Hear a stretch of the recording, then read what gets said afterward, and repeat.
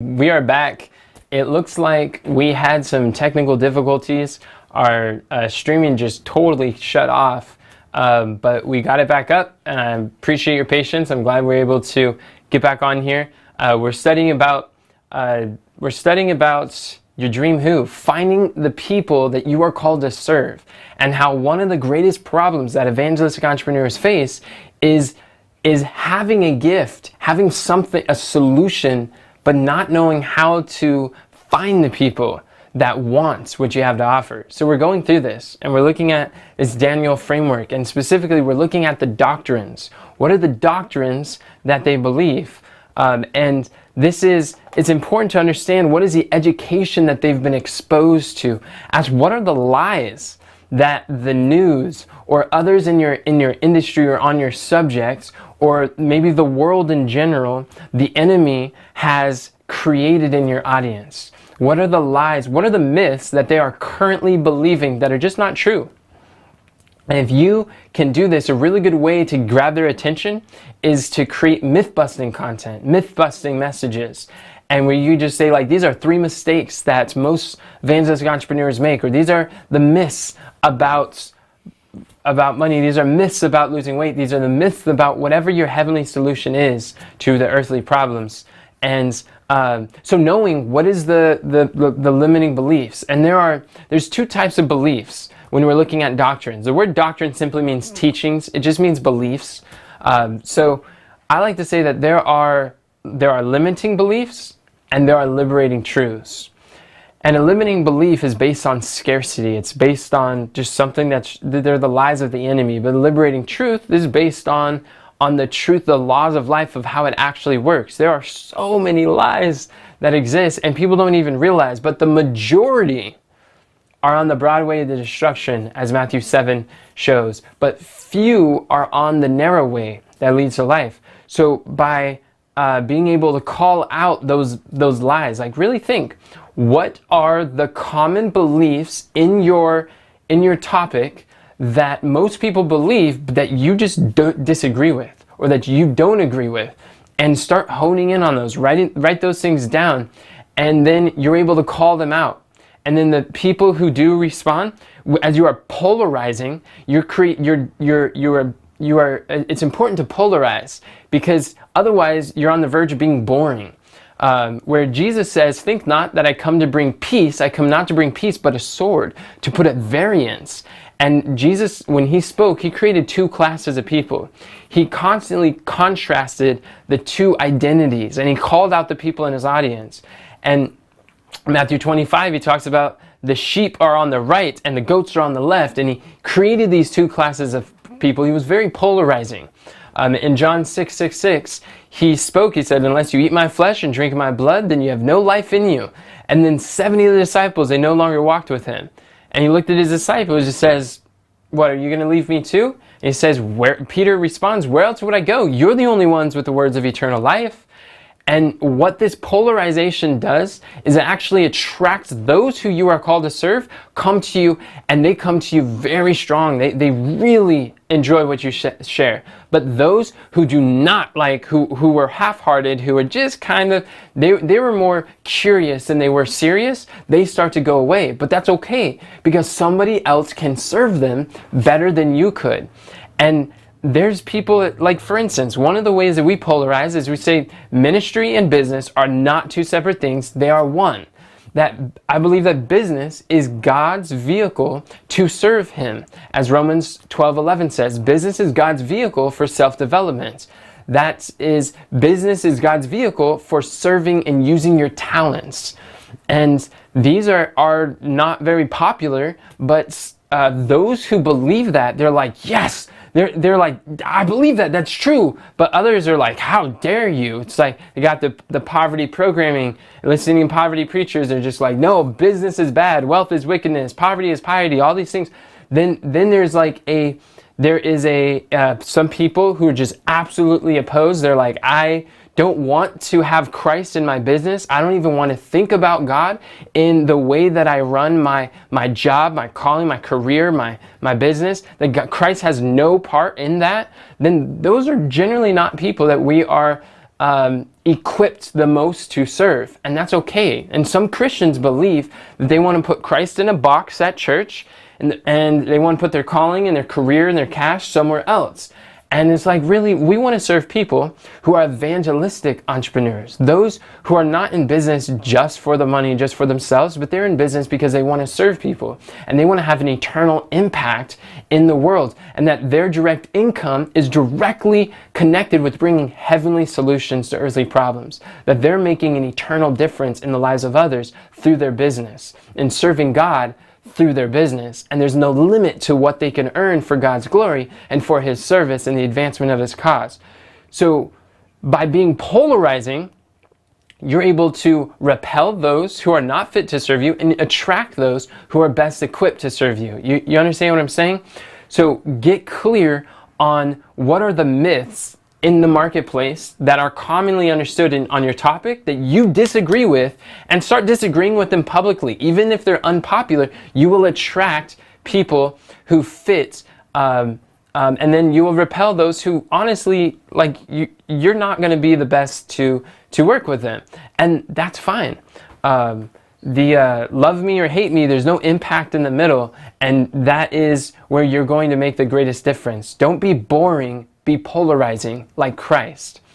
And so these are things you want to consider. Also, you want to think about, what is the language that they use? What insider language or lingo would they recognize? Because in every community, there's a specific language. Whatever, any hobby, any profession, there's jargon with any groups that congregate together on common interests. There's there's communication, language, and words and labels, how they speak about things.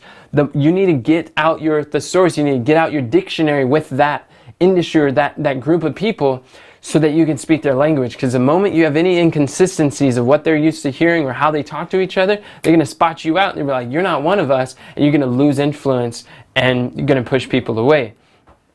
So that's something you want to consider. And the last with doctrines is think about, what are the limiting beliefs that your dream who has that would prevent them from accepting your offer? What are the limiting beliefs? What beliefs do they have that as long as they believe that, they will not buy your solution or buy into your vision or buy into your offer, what you have? And that is the thing that basically your content, your messages, your videos, you're basically trying to knock over that belief. You're trying to get rid of that belief. And as you get rid of that belief, you're educating people closer and closer to the sale. Like for me, I don't create content as a content creator. I create content as a content marketer. There is a difference. And what is that difference? Well, content creators, they're just talking about stuff to talk about stuff. They like creating so much. They're obsessed about their subject that they just talk. But a content marketer is intentional and is realizing, what is the intent at the end? Where are they leading them? Where are they bringing the person? What is the journey, the destination that Daniel desires to go? Where does he want to go? And then create content based on overcoming the objections that would prevent or hinder Daniel from receiving the promises and blessings that God has for them that they want. And by being able to overcome objections in the content, really, like all my messages, they're overcoming objections, common beliefs, and ideas. People listening to them are like, wow, this is so good, this is helpful. And they're learning and they're growing, but they're being educated closer to what we have to offer, educated closer to our services, not just random subjects for the sake of speaking. This is a difference. Learn to create content as a content marketer, not just a content creator. There's a lot of content creators who are broke, who do not have the resources to be able to serve the people they're called to serve. Learn how to create content as a content marketer. Be intentional with your messages, your conversations, with your questions. Get to know your dream who, and then help speak to them about solutions that will help them solve their problems. Is this making sense with the doctrines? Yes. Great. And the A stands for anxieties. You want to consider, what are they scared of? Because truly everyone is scared of something. The great question is, what keeps them up at night? What gives them sleepless nights, or what's really bugging them that they can't sleep? Think about What is the thing that they're worried about the day before they meet you? Because a lot of times we start introducing concepts and ideas and beliefs, and we start talking to people assuming that they already know what we've done, where we've found a subject and we just deep dive in it, and then we're just like, we're so excited and enthused about it, we geek out on the subject, and we talk to them as though they already know our insider language. But what that does is it actually distances us from the people we want to serve. Think about before they meet you. The night before they meet you, what's keeping them up at night? What's stressing them out? Are they stressing about their bills? Are they stressing about that they want to serve God and they're not sure how to do that, and they want to do it profitably? They want to be able to support themselves? Are they stressing about their weight? Are they stressing about some issue over at work, or in their family, in their relationship? Like, whatever your solution, whatever your service is, or what is the worry on their minds? And as you know their anxieties, their greatest fears, then you could speak to them. One of the things that you could allay their fears, you could minimize their fears, you could calm their fears, you could speak to their fears. And as you call them out, it's like, then they're like, whoa, they feel understood. They feel like they get me, you get me, and they're willing to accept your solution as the solution when you talk about their problem. But the reason why a lot of people, they try to sell, or they try to speak to people, or they try to change their family, and change their friends, and change people that they're trying to serve, or help them to make decisions, and you're like, I know what they need, but you're speaking about your solution. The reason why you're struggling selling is because you're speaking too much about your solution and not enough about their problem, not much about their fears. What are they afraid of? What are they already frustrated with before they interact with you? And that's when you will start to serve people and interact them and attract them. If you interweave these through your messages, and you find out what are their top 3 daily frustrations. And if you don't know what those frustrations are, then go talk to them.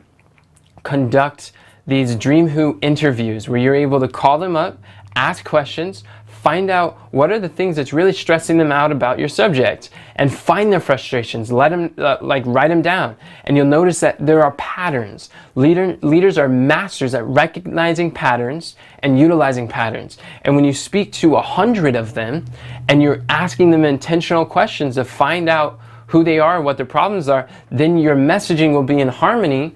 And then when you talk to by 70 people, by 100 people, you're gonna know more about your Dream Who than almost anyone else on the planet. As you have more and more of these conversations, they're gonna be like, how did you know? I didn't even tell you. When you're creating content, you're creating videos, they're like, it feels like you're speaking to me. And it's like the way you're describing their problem is actually clarifying. They're like, yes, I've never articulated, I've never spoken, I've never said this to anybody, but they know my deepest fears. They know my beliefs. They know they're speaking my language. How many of you have ever listened to people, or listened to someone, or had an experience where you were hearing something and you're like, yes, I've never heard someone articulate it so well, but that makes sense. I could relate. Yeah, that's because that speaker knows, has done their research, has done their effort, has had those conversations with people like you. But the thing is, everybody thinks I'm so different, I'm so unique, and nobody understands me. Nobody thinks that. Nobody knows what I'm going through. But that's because they haven't put in the effort and the research, the marketing that you have to go get to know people like them. You understand that there's thousands, hundreds of thousands of people just like them. They feel like they're the only one. So when you talk to 100 of those people, then when you start to reach the hundreds of thousands, one person at a time, they're like, they get me. And as long as they feel understood, they're willing to accept your solution as the answer to the problem. So in your messaging, talk about their fears. Talk about their anxieties. Does that make sense?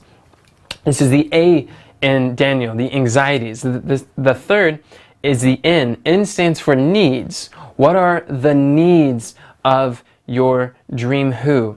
Now, I'm not talking about, sometimes we feel like we know exactly what they need, and so I'm going to go talk to them about like they need my product, they need my solution, they need this, like the lady who has, I had another friend who, she sold oils, and she was sharing with me how it was so difficult because she sees people who are hurting and they have these essential oils with healing properties. She's like, you need these oils. And so she's talking about how her solution can help them and how they need it and what their problem is, and how they could just, if they just accept this thing, like, I know what they need, but they don't really value it. Why don't they value this? It's because people don't buy what they need, they buy what they want. You have to understand this. People don't buy what they need, they buy what they want. What do I mean by that? Like when I was 12 years old, I had a heart attack when I was 12. I was 210 pounds. I was a little kid.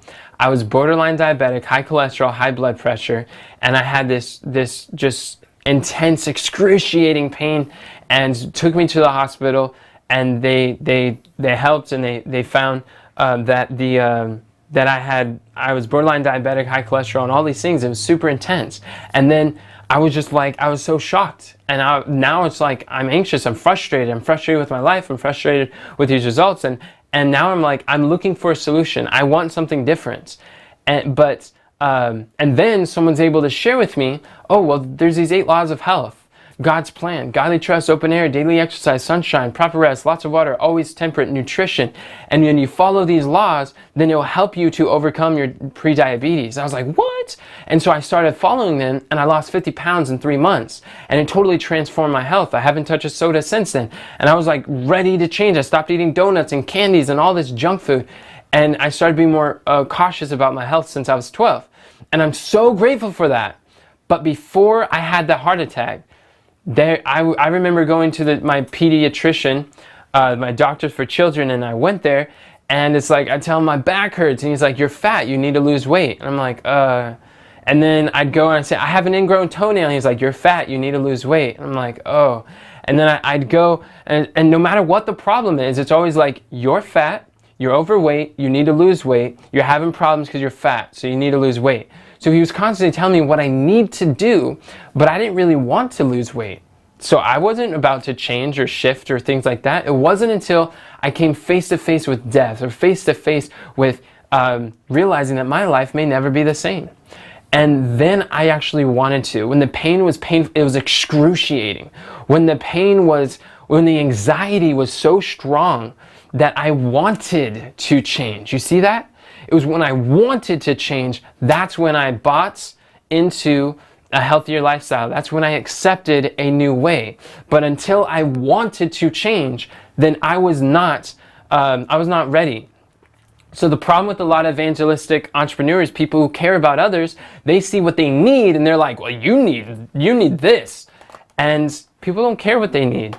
They care about what they want. So what you need to do is stop trying to sell people what they need, start selling them what they want, and figure out, what do they want? What are they ready? What are their desires? And find out these things, and it will make a powerful difference.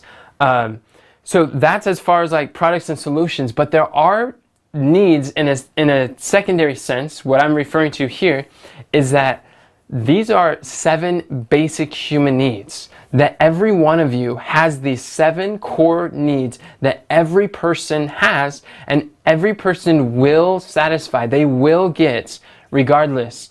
And as you can tap into these needs, as you can solve these needs for others, it will make a profound difference. As we see it on the screen, there's these 7 basic needs. And the first need is the need for consistency. It's the need for consistency, for security, for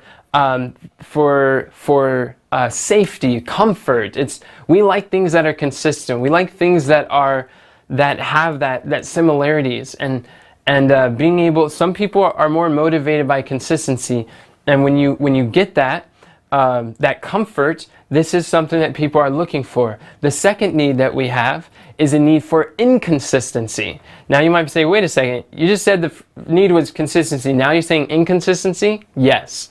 Inconsistency is, what I mean is variety. or it's change, it's adventure, it's this need to go out and explore, do something different. If you're doing the same thing over and over and over, we have this need for variety in life. So as you're able to give variety to people, or surprises. How many people here like surprises? It's like when I ask people who likes surprises, people are like, yeah, I like some surprises. But that's not true. The truth is, you only like surprises that you expect or that you desire.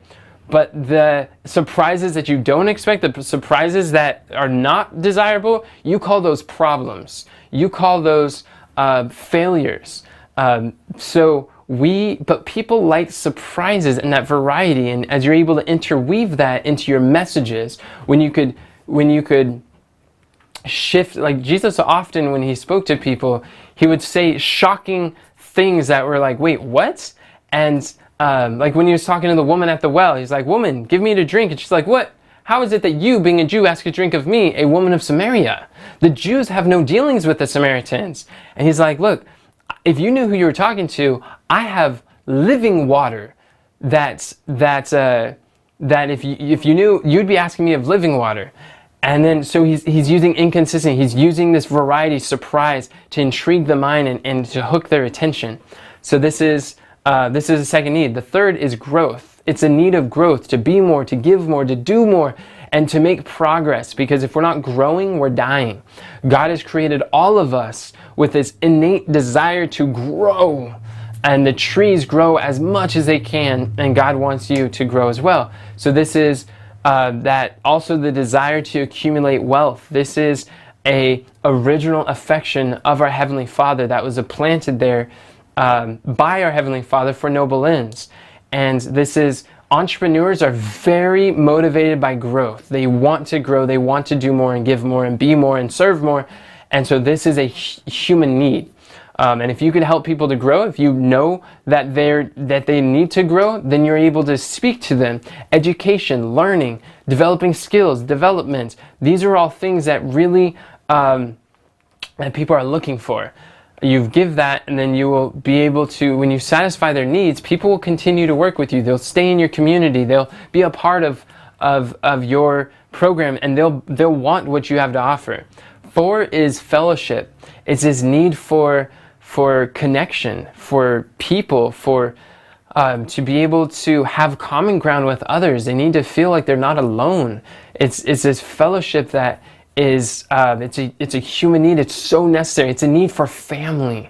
That if people feel like they're a part of a family, a unit, a community, it's this need for community, then they're ready. They want to stick with you. They feel like a sense of belonging. That's what that need is. And then the 5th is a need for love.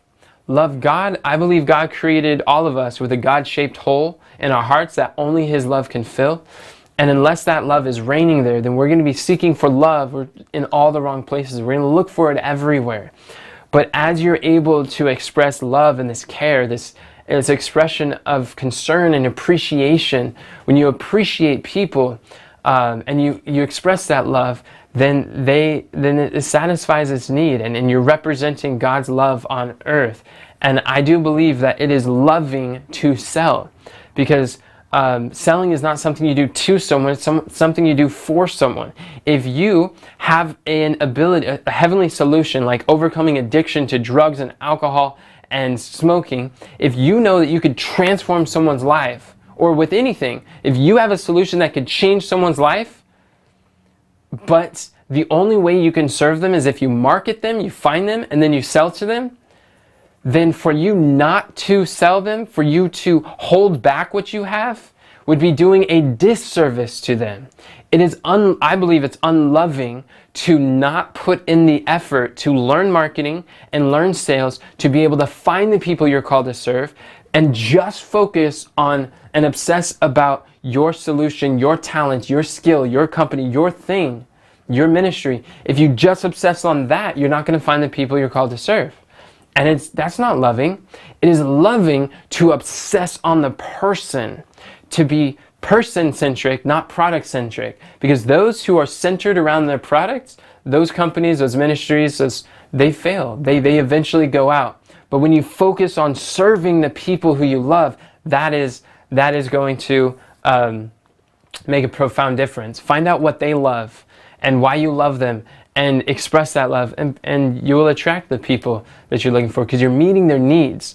And then 6 is significance. Significance, they want to have an impact, they want to make a difference, they want to be a difference, they want to be distinguished or set apart, and there's something different about that. And as you could weave these things into your products, your solutions, your community, your messaging, then it makes a profound difference. The 7th is imparting. Imparting is this desire to contribute, to give, generosity, to give more, do more, serve more.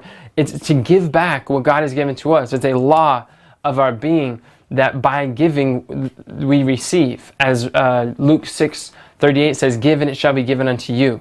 And so here's the thing, that if you meet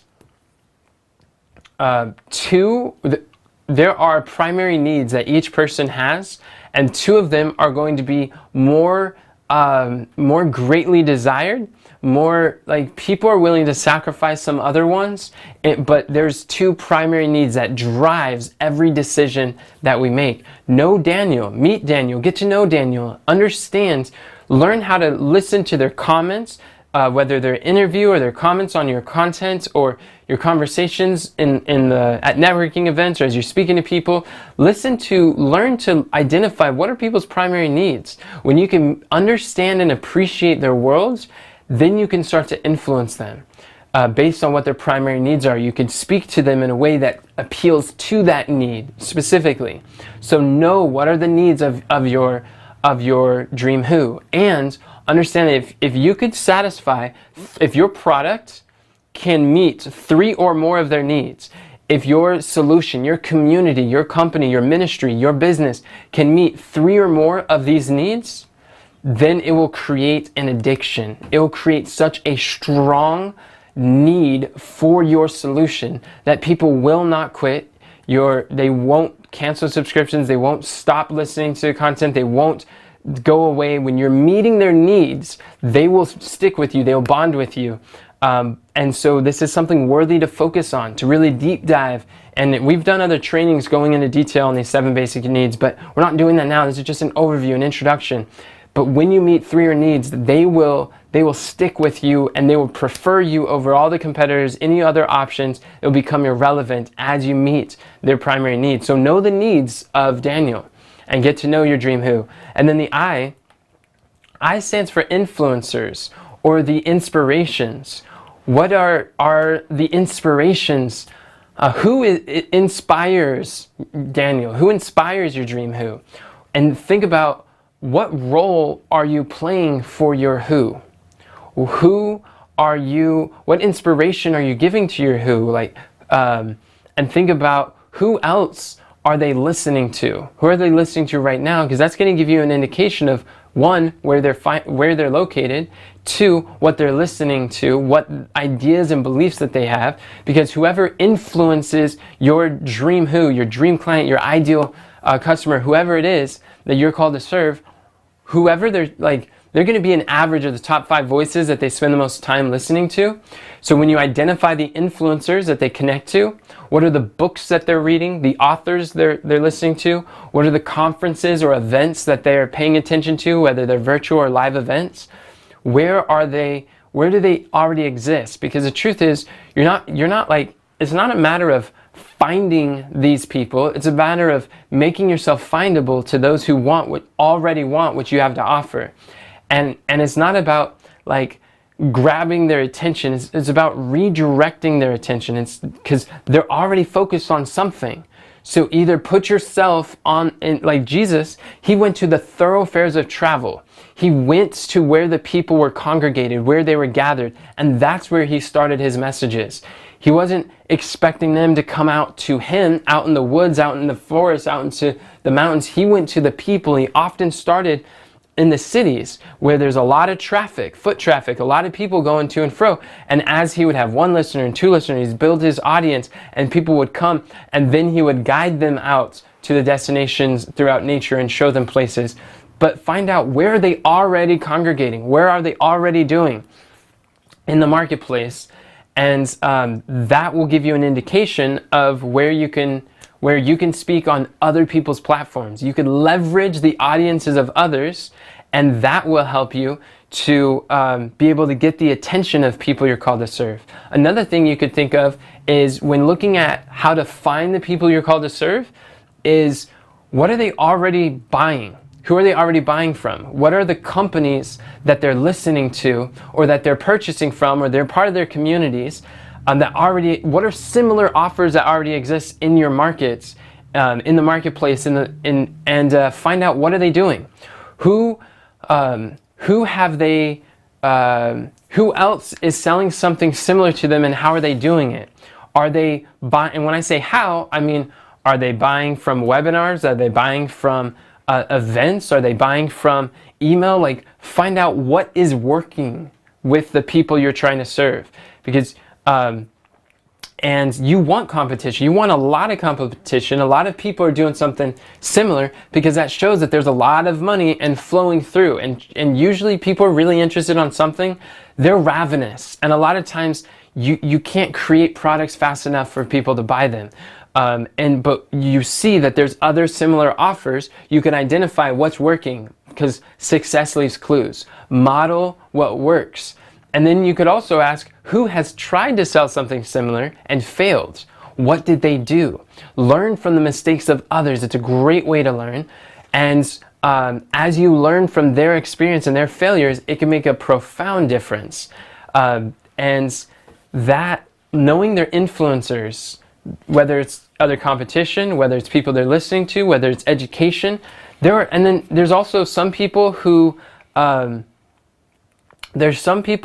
promised something to them. Well, that actually gets to our next one. Let's look at excruciations. Excruciations, this is, again, we're talking about excruciating pain. The more painful it is, the more it will move them to action. Because God has just wired us where we make decisions based on moving away from pain or towards pleasure. Every decision we make is either moving away from pain or towards pleasure. And the more excruciating it is, God has a purpose for pain. God has a ministry for pain, and that is to get you so uncomfortable, to prompt you to action, to move you. Because a lot of times we wouldn't change if pain did not lead us to change. Am I right?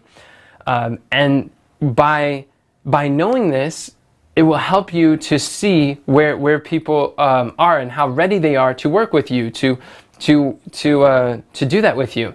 So find out, what are the pains. One of the pains that could come from is, we talked about influencers. Who are people who are presently letting them down?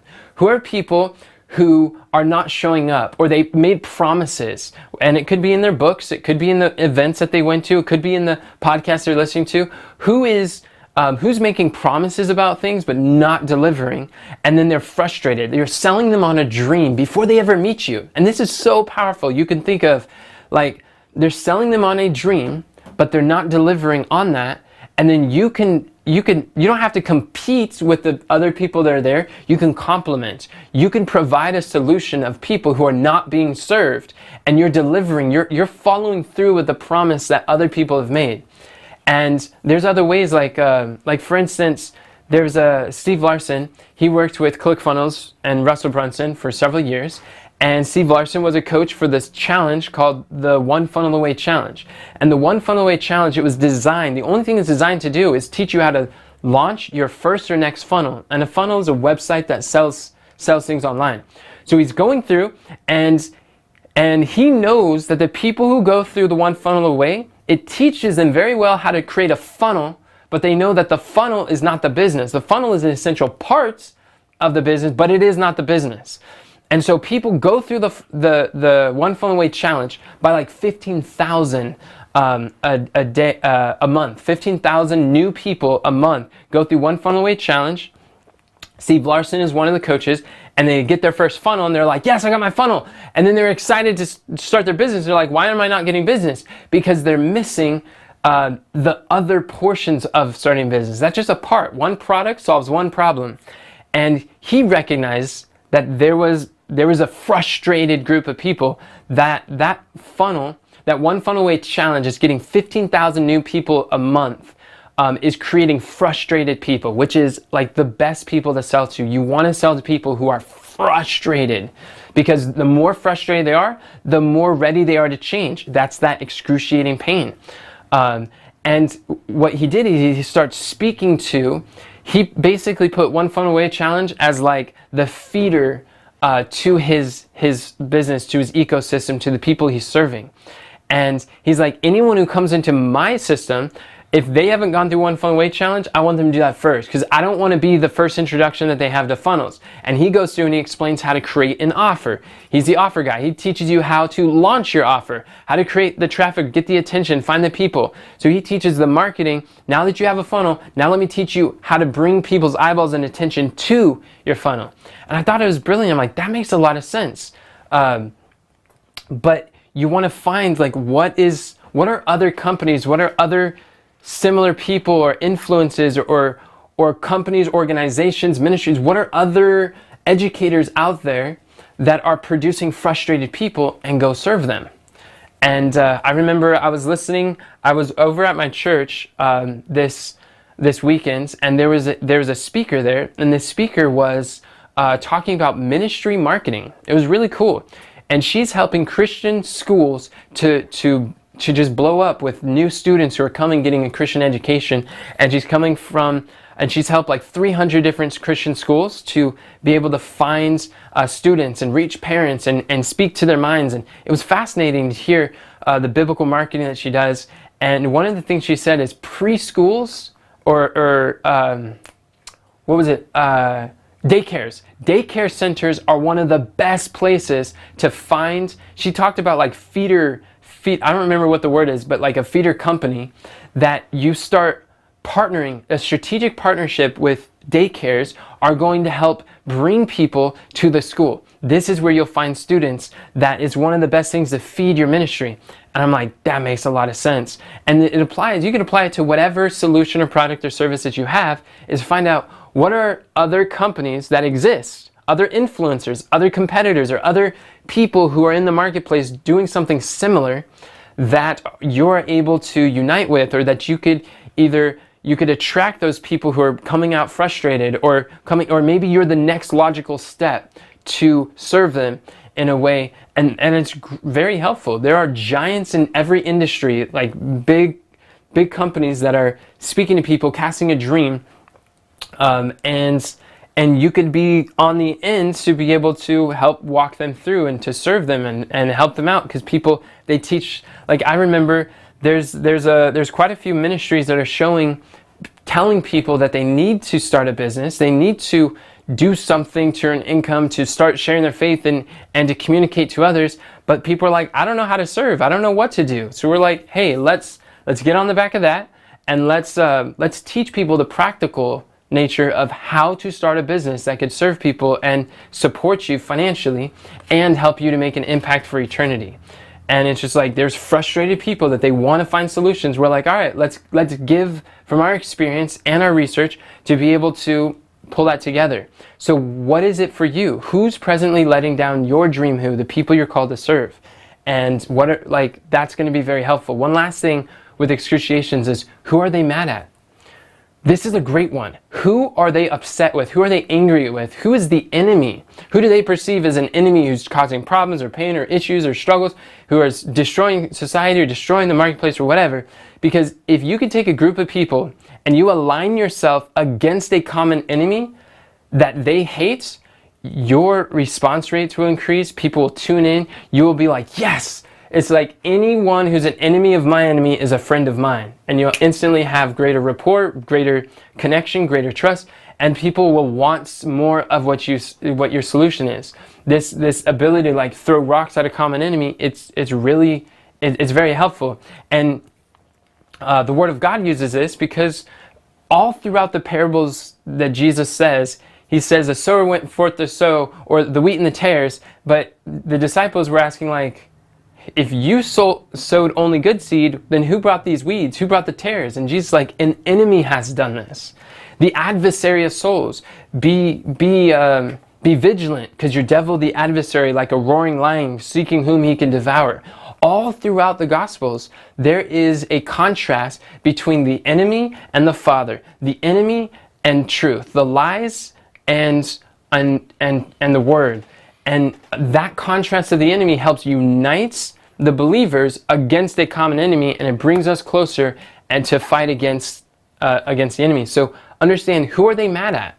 Are they mad at, maybe it's an educational system? I remember the first course that I bought for $1,000, it was on like how to turn your YouTube into a full-time career. And one of the things they showed is how the educational system is just fundamentally broken. It's flawed. People are getting educated for jobs. Forbes says that there's going to be tens of millions of jobs that will not exist because they'll be replaced by automation and AI. And people are going to school, going into debt, getting degrees on jobs and professions that will not exist in 5 years. And it's just like, it is so frustrating. And my heart breaks for the people that are going in and they have no idea. They're going to leave with much debt and no real world experience or these practical skills that you're learning here to be able to make an impact and an income. And people don't realize. So in this video, they were talking about that, and they were saying like why would you want to learn business from someone who is a professor of business and getting a master's in business administration, and then they've never actually run a business? Or if they were successful entrepreneurs, they'd be out in their business doing that. Many of them have not run a business, and they're just teaching you theory or ideas. Don't you want to learn from someone who has skin in the game? Someone who's actually done the thing that they're teaching you how to do? And it's like, the new education, they're like, the old way, it was a formal education. The new way is self-education. It's online courses, it's online learning, and it's learning from people who have the result that you want, finding out what they did, paying them whatever they charge, and being able to follow these frameworks. I was like, that makes so much sense. But because they were able to speak to my frustration with that education system, I'm like, I like them already. Like this makes sense. And there's going to be things that you could align yourself against that will build more trust and rapport with your audience. So that's the excruciations. And then last, we have L. L is the loves. What does your dream who love? Think about, who do you want to work with? Who could it be easy for you to love and to serve? And ask, like, do I really love my dream who enough to show up and persevere? Because the truth is, business is hard. I'm not going to lie and say that this is the easy walk in the cake. This is one of the most difficult things that you'll ever do in your life, but it'll be one of the most rewarding things you've ever done in your life. As I mentioned before, I believe business is God's established plan for you to use your talents for Christ, to serve Him at the highest level, and to develop your skills and your character and the traits that are essential for eternity. And I believe it's worth it, but it's hard.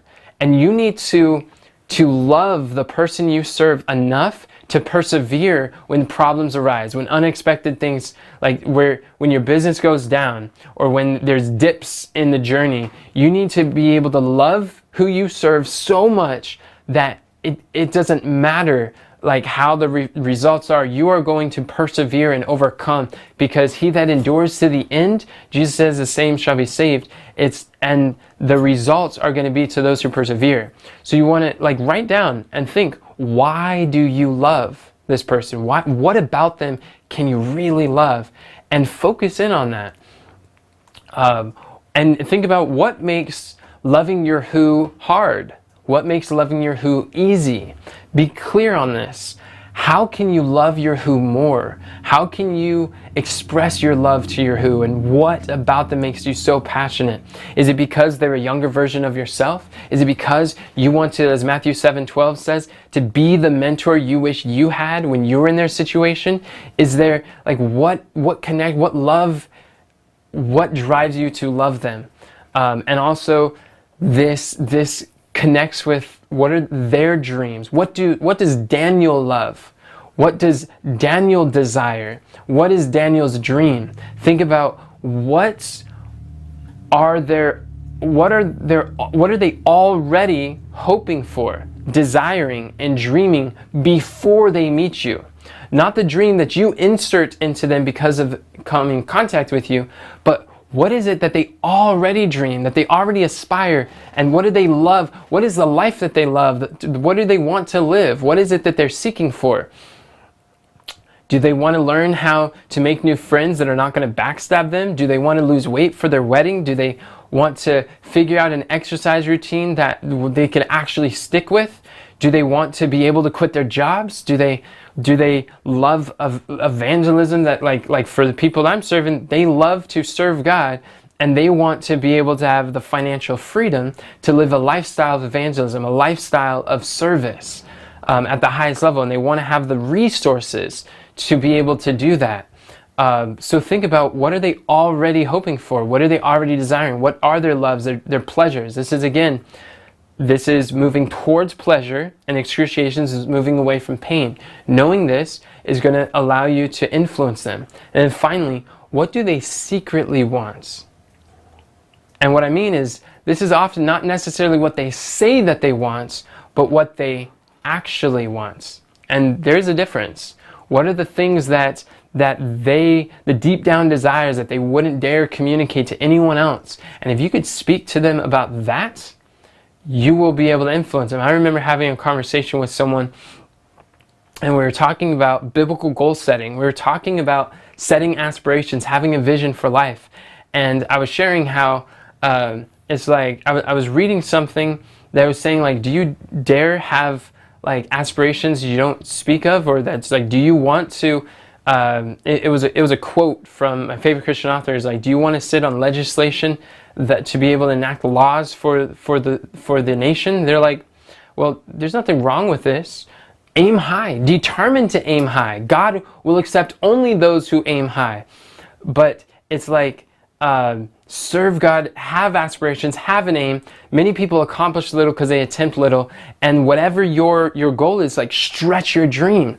And I just remember there was just like this aha, like for multiple people, as I share that with people, they're like, this is life transforming. Because most of the people that I talk to, they don't encourage me to dream. They don't encourage me to expand and stretch my imagination. And it's sometimes discouraged to have goals. It's discouraged to have a vision for your life, to be intentional. And so for the first time, I was giving them the permission, or exposing them to God's word that was showing them the permission to dream, to have a future, to aim high, to have high aspirations. I had mentors that would say that, like, ambition is a bad thing, you got to stifle it and it's not good. And they would always, whenever they talk about ambition, would say it in this bad light. But then I realized, wait, the word of God shows that there is a unhealthy ambition that's like self and vainglory, but there is a holy ambition. There's a sanctified ambition for God's glory and for His service, and that our success glorifies God. And the more that we can succeed, the more that we can have influence for God. The difference is the motive that makes it right or wrong. That distinction wasn't made for me. And so I grew up thinking that ambition was bad. But now I realize, no, it's be ambitious for your master's glory. Aim high. And as you encourage the dreams of people, then it'll help you to have influence with them. It'll help you to know where they're finding or where they're at. What are they thinking about? People will follow those who encourage their dreams. Even God Himself in Psalm says, delight thyself also in the Lord, and He shall give thee the desires of your heart. When you love something, God wants to give you the desires of your sanctified heart. And as you follow those biblical principles, then you too will be able to influence others who in like manner are looking for what you have to offer. So I want to go through this Daniel framework, and as you continue, if we could actually look at slide 8. Oh, thank you. Let's do some review. What we've covered is, you want to meet Daniel. Your dream who is one person that represents a group of people that you'd like to serve, knowing that you only serve person one at a time. And in order to do that, we're using the acronym D.A.N.I.E.L. And what does D stand for in this? Like, let me know in the comments. If you're watching on Facebook or if you're on Zoom, like, let me know, tell me, what does D stand for in this framework? Yeah, we see doctrines. Absolutely. Their doctrines, their beliefs, their ideas. What is the education that they've received? The experiences that they've been exposed to. And what does the A stand for? A stands for, we're doing some review here, their anxieties. Yes, all of these are plural. Their anxieties, their fears. What are the things that worry them or keep them up at night? Yes, their anxieties. And then N stands for what? What do we want to understand about our dream who? The N is, we have their needs, yes. And this applies both to understand yourself, to influence people one-on-one, and as we've been talking today, one-to-many. And as you speak to these 7 basic needs, and you know their primary needs, you know what prompts them to action, you will have greater influence with them. And then I is, what does I stand for, represents here? Their I is, we're doing some review, their influencers. Yes, good job.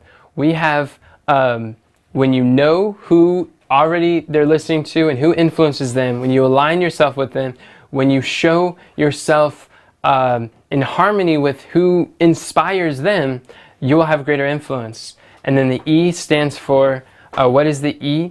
Because not every problem pays the same when it's solved. So you want to solve valuable problems. You want to solve big problems that if they're not solved, they are excruciations. They are excruciating pain. The more excruciating the pain, the more someone would be willing to pay you to get out of it. So the more frustrated that they are, the more that you will, the more ready they'll be to change and accept what you have. So stop selling to people who haven't experienced enough pain. Wait until they have that heart attack experience, so to speak. Then they're ready. They're eager to accept what you have to offer. So think about, what do they have to be and what experience, what frustration do they have to have before they meet you? And then L stands for their loves. Yes, loves. What do they love? What do they desire? What do they dream about? And how can you encourage those dreams? And why do you love them? Because I'll tell you, whoever can love them the most will take all the spoils. As you love, then this is the secret of living is loving. The secret of living is giving. And when you meet Daniel, when you really get to know them, and you might have to do some interviews, you might have to call some people, you might have to be intentional at the events that you connect to, then you'll get to know more and more about who you're seeking to serve. But when you do this, it can make a profound difference of being able to find the people that you're called to serve. Don't be like the broke evangelistic entrepreneurs who focus way too much. They obsess over their product, obsess over the person. Because when you obsess over the person, you'll be here for a long time. When you obsess over the product, I can guarantee you're gonna fail. And if you don't spend more time in the marketing than you do in creating the product, then you're not going to last.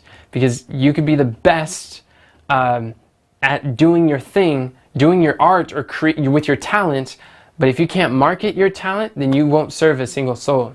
This is the bridge between what you have to offer and who you're called to serve. The marketing is going to be the link to each other.